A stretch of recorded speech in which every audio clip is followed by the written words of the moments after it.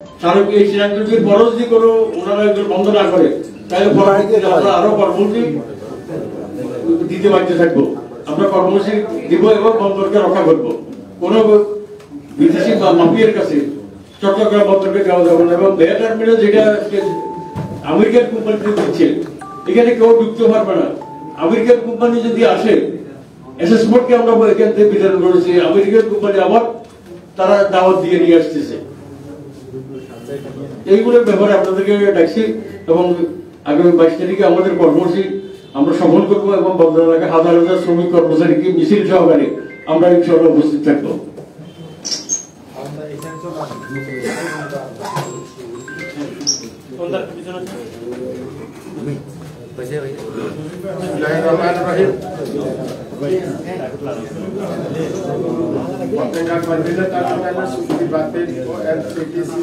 সহ বন্দরের যে কোনো অংশে প্রাইভেট দেওয়ার প্রতিবাদে সংবাদ সম্মেলন।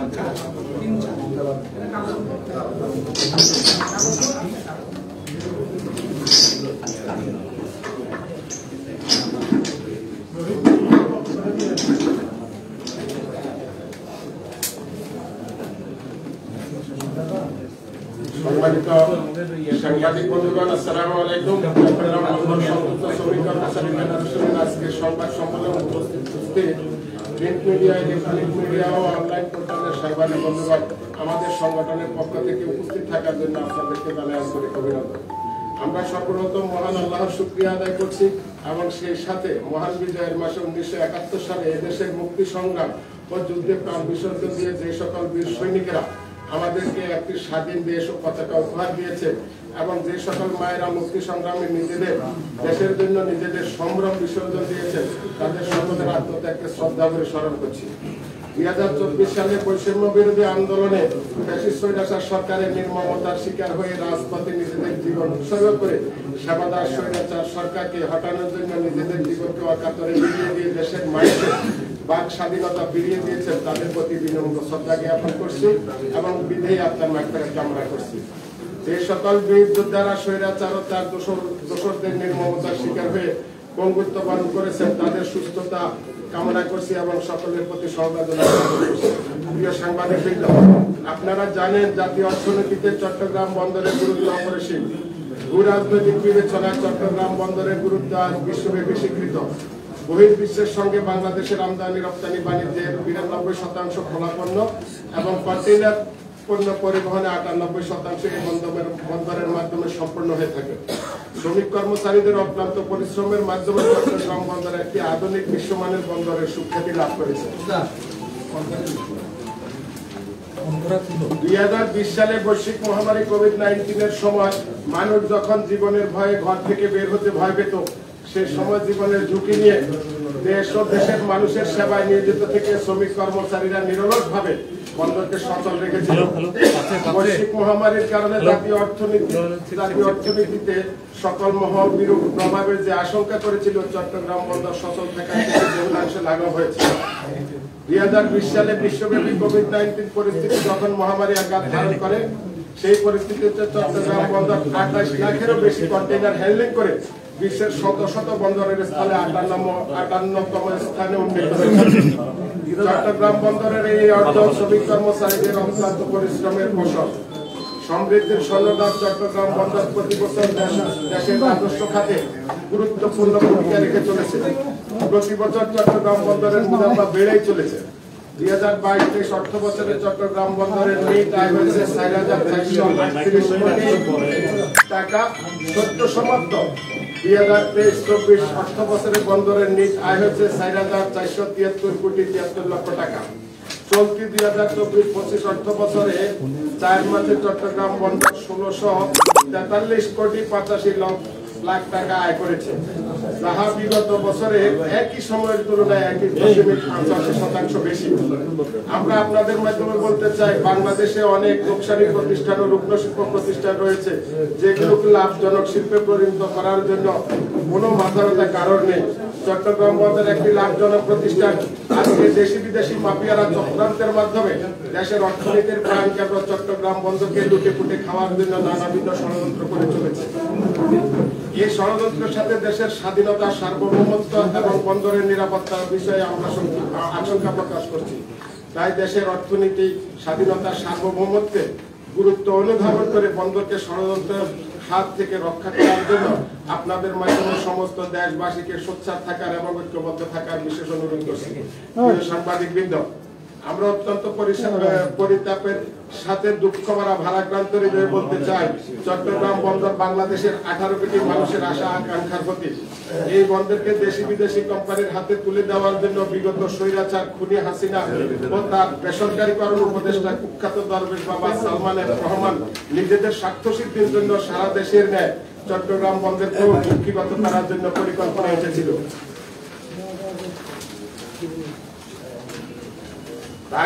তারই ধারাবাহিকতায় প্রশাসনের বিভিন্ন স্তরে তাদের নিয়োজিত দোসরেরা বন্দরকে প্রাইভেটাইজেশনে ছেড়ে দেওয়ার জন্য অপতৎপরতা চালিয়ে যাচ্ছে, যাহা বন্দর ও দেশের অর্থনীতিকে এবং আমাদের স্বাধীনতা, সার্বভৌমত্বকে হুমকির মুখে ফেলে দিবে। বন্দরের নিজস্ব অর্থায়নে নির্মিত বিভিন্ন স্থাপনা ইতিমধ্যে বেসরকারি খাতে ছেড়ে দেওয়া হয়েছে। আমরা বলতে চাই, বেসরকারি কোম্পানিগুলি তৈরিকৃত স্থাপনা ব্যবহার করে মুনাফা অর্জন করতে পারছে, তাহলে চট্টগ্রাম বন্দরের সক্ষমতা থাকা সত্ত্বেও কেন বন্দর নিজস্ব জনবল ব্যবহার করে বন্দরের রাজস্বকে আরো গতিশীল করতে অনীহা, তাহা আমাদের বোধগম্য হচ্ছে। তাই আমরা সংবাদ সম্মেলনের মাধ্যমে সরকার ও সংশ্লিষ্ট সকল পক্ষের নিকট উদাত্ত আহ্বান জানাচ্ছি, যেন বন্দরকে বেসরকারীকরণ প্রক্রিয়া থেকে সরে আসে। আমরা বন্দরকে সর্বপ্রকার বেসরকারীকরণ প্রক্রিয়ার তীব্র বিরোধিতা করছি। ইতিমধ্যে যে সকল প্রাইভেট কোম্পানির সাথে চুক্তির মেয়াদ শেষ হতে চলেছে, তাদের সাথে নতুন করে কোনো চুক্তি না করার জন্য অনুরোধ করছি। চুক্তিকৃত পতেঙ্গা কন্টেইনার টার্মিনালের চুক্তি বাতিল করে বন্দরের নিজস্ব তত্ত্বাবধানে পরিচালনা করার দাবি জানাচ্ছি। সিসিটি এনসিটি টার্মিনালকে দুবাই ভিত্তিক একটি বেসরকারি কোম্পানির হাতে ছেড়ে দেওয়ার জন্য স্বৈরাচার হাসিনা ও তার দোসর কুখ্যাত সালমান এফ রহমান যে রূপরেখা প্রণয়ন করেছিল, সেটি বাস্তবায়নের জন্য তাদের দোসরেরা তোড়জোড় চালিয়ে যাচ্ছে। আমরা কিছুতেই এই প্রক্রিয়া বাস্তবায়ন হতে দেব না। আমরা মনে করি, আমলাতান্ত্রিক মনোবৃত্তি নিয়ে স্বার্থ সিদ্ধির জন্য দেশ বিরোধী আত্মঘাতী এই সকল সিদ্ধান্ত বাস্তবায়নের জন্য একটি গোষ্ঠী অপতৎপরতা চালিয়ে যাচ্ছে। দেশের স্বার্থে বন্দরকে রক্ষা করার জন্য এ ধরনের সিদ্ধান্ত চিরতরে পরিহার করা একান্ত প্রয়োজন এবং আগামী 1 বছরের মধ্যে বেসরকারীকরণ প্রক্রিয়া বাস্তবায়নে বন্দর কর্তৃপক্ষের চেয়ারম্যান মহোদয় সংবাদ সম্মেলনে যে ঘোষণা দিয়েছেন, আমরা এর তীব্র প্রতিবাদ জানাচ্ছি।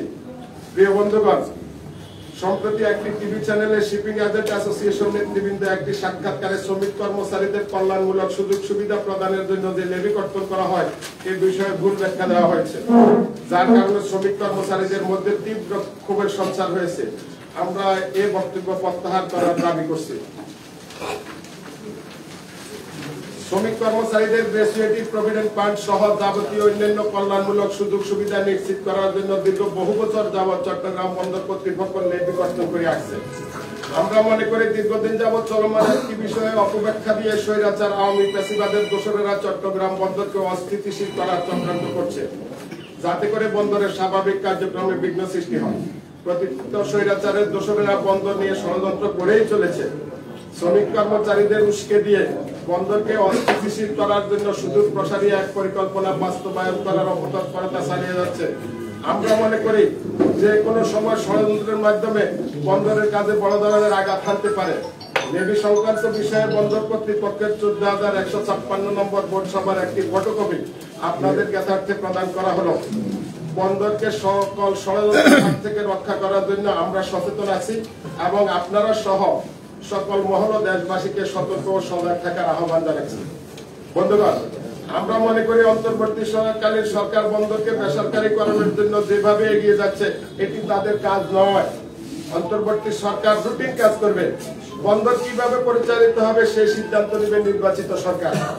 এর ব্যতিরেকে বন্দরকে বেসরকারীকরণের যে কোনো প্রক্রিয়ার বিরুদ্ধে আমাদের অবস্থান সুস্পষ্ট। একতরফা কোনো সিদ্ধান্ত গ্রহণ করলে আমরা শ্রমিক কর্মচারীরা তা কোনোভাবেই মেনে নেব না। জরুরি ভিত্তিতে সমাধানের জন্য কয়েকটি দাবি আপনাদের মাধ্যমে তুলে ধরা হলো। চট্টগ্রাম বন্দরের 4,500 শূন্য পদে স্বল্প সময়ে লোক নিয়োগ প্রক্রিয়া শুরু করতে হবে। আউটসোর্সিং পদ্ধতিতে নিয়োগ বন্ধ করার দাবি জানাচ্ছি। শ্রম শাখার অন্তর্ভুক্ত সকল শ্রমিক কর্মচারীদের 2 মাসের সমপরিমাণ 60 ডিউটি গ্র্যাচুইটি দিতে হবে এবং প্রতি মাসে 1000 টাকা প্রভিডেন্ট ফান্ড কর্তন করতে হবে। এমইউ চুক্তি মোতাবেক সকল শ্রমিক কর্মচারীদের বন্দরের নিজস্ব পরিচয়পত্র দিতে হবে। উইসম্যান অবলিক ক্রেন অপারেটরদের পদমর্যাদা অনুযায়ী গ্র্যাচুইটি নির্ধারণ করতে হবে। সকল ডিস্ট্রিবিউটর স্টাফদের শ্রম শাখায় অন্তর্ভুক্ত করতে হবে। এনসিটি/সিসিটিতে 3 শিফট ভিত্তিক ল্যাশিং শ্রমিক বুকিং করতে হবে এবং উৎপাদনশীলতার ভিত্তিতে মজুরি নির্ধারণ করতে হবে। প্রাইভেটাইজেশন বাতিল সহ বিভিন্ন দাবি বাস্তবায়নের লক্ষ্যে 22/12/2024 তারিখ চট্টগ্রাম বন্দর কর্তৃপক্ষের চেয়ারম্যান বরাবরে স্মারকলিপি প্রদান করা হবে। আল্লাহ হাফেজ। ধন্যবাদ।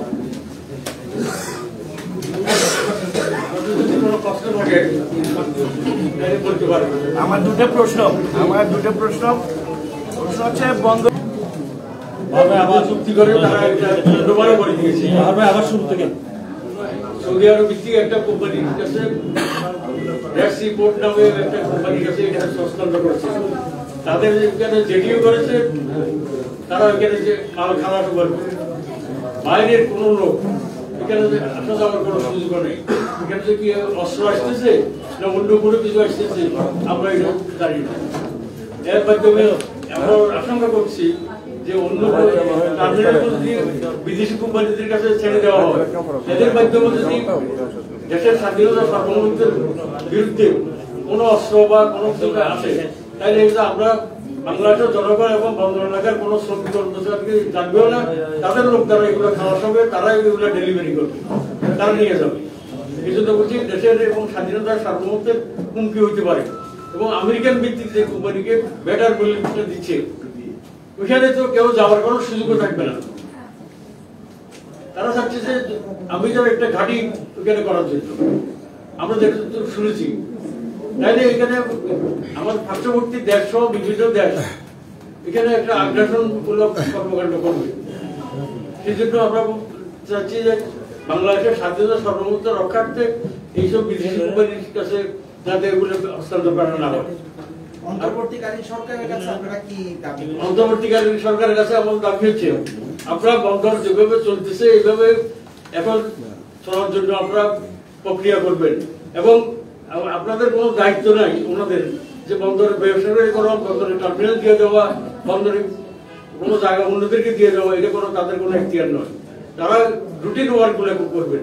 নির্বাচিত সরকার যারাই আসুক, জনগণের ম্যান্ডেটে নির্বাচিত সরকার আসলে তারাই সিদ্ধান্ত নেবে দেশের স্বার্থে, বন্দর স্বার্থে, শ্রমিকের স্বার্থে কিভাবে বন্দর পরিচালিত হবে ওরা সিদ্ধান্ত করবে। এই অন্তর্বর্তী সরকারের কোনো দায়িত্ব নয়। আরেকটা কথা বলতে চাই, আমাদের যে উপদেষ্টা মহোদয়, সব আমাদের নৌপরিবহন মন্ত্রণালয়ের উপদেষ্টা উনি ব্রিগেডিয়ার জেনারেল অবসরপ্রাপ্ত শাখাত হোসেন, উনি একটা বিতর্কিত বক্তব্য রাখার কারণে ওনাকে স্বরাষ্ট্র মন্ত্রণালয় থেকে সরাই আমাদের মন্ত্রণালয় আমাদের উপরে চাপিয়ে দিচ্ছে। উনি ইতিমধ্যে বিভিন্ন বেসরকারি কোম্পানিদের সাথে যোগাযোগ করে যাচ্ছেন, আমরা যেটা শুনতে পেরেছি। সালমান আহমেদ এরকম টার্মিনাল থেকে কমিশন নিয়ে গেছেন 17 কোটি টাকা। আমাদের অন্য যারা আছেন তারাও কমিশনের জন্য আজকে উঠি পড়ে লেগেছে। আমাদের আরেকটা আপনারা জানেন গভীর সমুদ্র বন্দরে মাথার বাড়ি আমরা আমাদের টাকায় তৈরি করা এটা জাপানি ভিত্তিক একটা কোম্পানির কাছে দিয়ে দিচ্ছে। এই সরকার উপদেষ্টা আছে ওগুলো হস্তান্তর করছে। তাহলে ওনাদের কাজ কি রুটিন কাজ কি নাই? ওনাদের কাজ হচ্ছে দেশ কিভাবে সুন্দরভাবে চলবে এবং সামনে কিভাবে নির্বাচন হবে, এই নির্বাচন প্রক্রিয়ার দিকে ওনারা আগে দেশে বিভিন্ন বিশৃঙ্খলা গুলো হচ্ছে। নির্বাচিত সরকার মানে আসলে এই বিশৃঙ্খলা হবে না। আমরা এই জন্যই আশা করছি যে ব্যক্তি মালিকানা দেওয়ার এই প্রক্রিয়া থেকে সরিয়ে আসতে হবে। একটা প্রশ্ন, আপনি বললেন যে কন্টেনারগুলো বাইরে অবদারে পাঠানো হচ্ছে বিদেশের বিভিন্ন বন্দর, যেসব বন্দরগুলো আছে বিখ্যাত সবগুলো কিন্তু মানে বন্দরের বাইরে কন্টেনারগুলো কি করা হয়, অবদারে নিয়ে কাজ করা হয়। তাহলে আমাদের দেশে সেটা করলে সমস্যাটা না, ঠিক আছে, এটা সিদ্ধান্ত নিতে পারে। তাইলে যে বাইরে যে আমাদের টার্মিনালগুলো আছে, ব্যক্তি মালিকানাধীন ইয়ারগুলো আছে, তাদের কাছে যদি এগুলো ডেলিভারি ওখানে হয়, তাহলে বন্দরের যেসব শ্রমিক কর্মচারী এখানে কাজ করে যাচ্ছে তাদেরকে ওইখানে নিয়োগ করা হোক। সেটা দাবি করতে পারি, নিয়োগ করতে বলছে। দেশের বাইরে বাইরে যেসব বন্দরগুলো আছে ওগুলো তো ঠিক এটা আমরা আলাপ আলোচনার ভিত্তিতে হ্যাঁ এটা বলেন আলাপ আলোচনার ভিত্তিতে কিভাবে এটা পরিচালিত হবে, কিভাবে বাইরে যাবে, এগুলো যে শ্রমিকদের সাথে আলোচনা না করে একতরফাভাবে সিদ্ধান্ত নিলে তো এটা শ্রমিকেরা কোনো অবস্থায় মানবে না। একটা বিষয় হচ্ছে আপনি বললেন যে মানে এখন সবগুলো প্রাইভেট সেক্টরে দিয়ে হচ্ছে, এগুলো তো আগে করা। এখন যে আমাদের প্রতিষ্ঠান মধ্যে যারা করতেছে সবগুলো তো বর্তমানে এই আপনার কাজগুলো তো আগে শিডিউল অনুযায়ী করা হয়েছে, গ্যাস থেকে শুরু করে দুবাই ভিত্তিক সবগুলো তো আগে সবগুলো শিডিউল ছিল। আগেবারে জুন মাসে ভাই, জুন মাসে শেখ হাসিনা সরকার উপদেষ্টা সহ আপনারা হয়তো পত্রিকা টিভিতে চ্যানেল দেখেছেন, ওনারা চুক্তিগুলো করে গেছেন। যেখানে শেখ হাসিনা পালাই গেছে তার চুক্তিগুলোকে এখানে বাস্তবায়ন এখন হবে।